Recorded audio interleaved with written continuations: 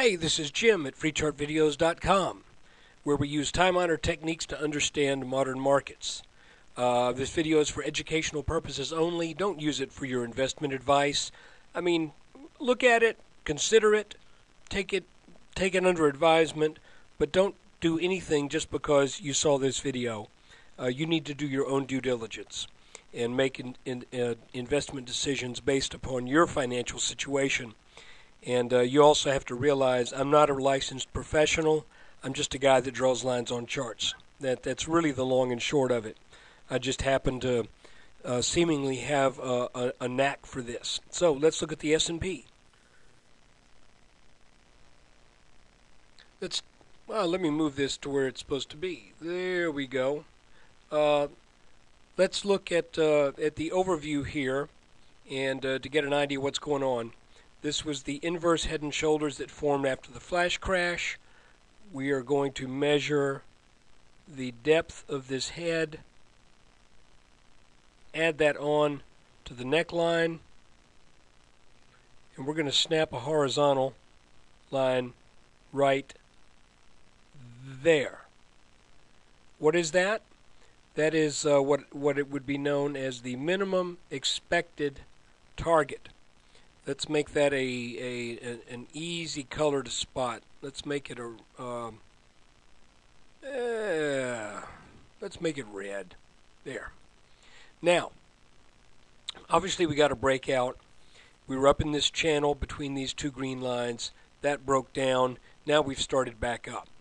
Of technical importance is the fact that we are over this purple line that is drawn over the April highs and the previous early November highs. We are currently trading above that area.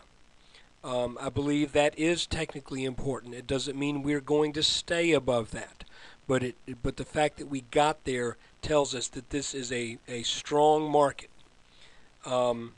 Let's look at the last few days' action. I'm going to erase this line for right now because there's a story to tell on that. I had been looking at this line underneath here, this teal-colored line.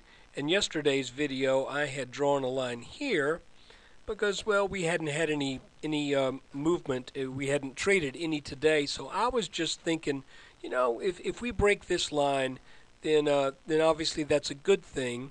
But we broke it, but then came back down. So that led me to do something. That led me to consider that maybe this is a better place to draw that line, to kind of average these 1, 2, 3, 4 peaks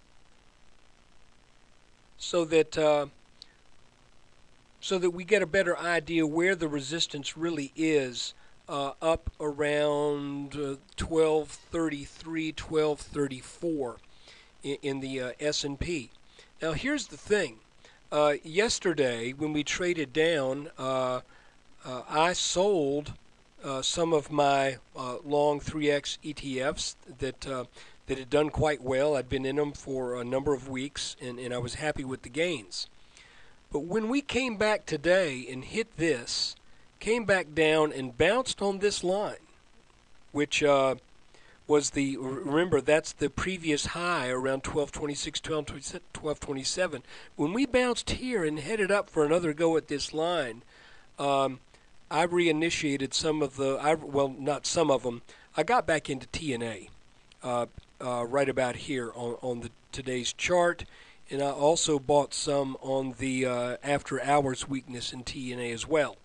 So I've got I'm keeping my eye on it. I'm willing to risk a little bit of the gains that I made if this trade doesn't work, but I think there's a pretty good likelihood that we're going to get some more upside out of this market. And let me tell you why. If we redraw that line as I did, let's make it purple. What do you see there? Well, you see what we've been seeing all over the place. We see another consolidation, inverted head and shoulders. It looks like that right now. We need to break out above this line to confirm it. What's interesting with this one is you'll also realize we keep making these saucers. It's like, blump, Boom, boom, instead of rounding over, which is usually considered a very bearish tendency, we're making bowls. And that has a more bullish import. That means when prices come down, they hit support, buyers start to take over, and they ramp them back up. And this has been happening consistently. So I'm thinking, maybe that original mark that we were looking for. Let me back this up just a little bit, make sure I got that in the right spot.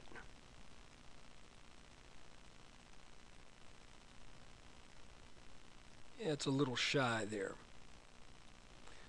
Bear with me. I want to put this in the right place. Okay. That original mark that we were looking for just shot between 1240 and 1250 actually. I want to show you something that's really kind of cool here. That thing is jumping.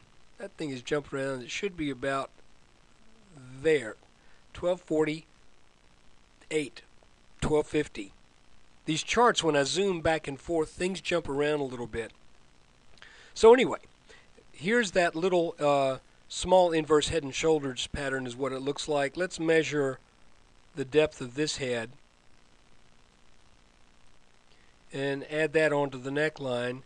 And look, that takes us, if it breaks out, right up to about the same target as that much, much larger 5-month-long head and shoulders, inverted head and shoulders pattern.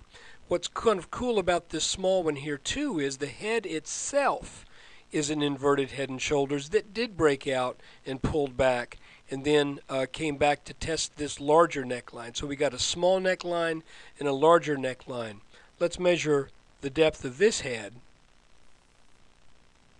And you can see that if this smaller inverted head and shoulders fulfills its minimum target, then that should require the slightly larger inverse head and shoulders to break out.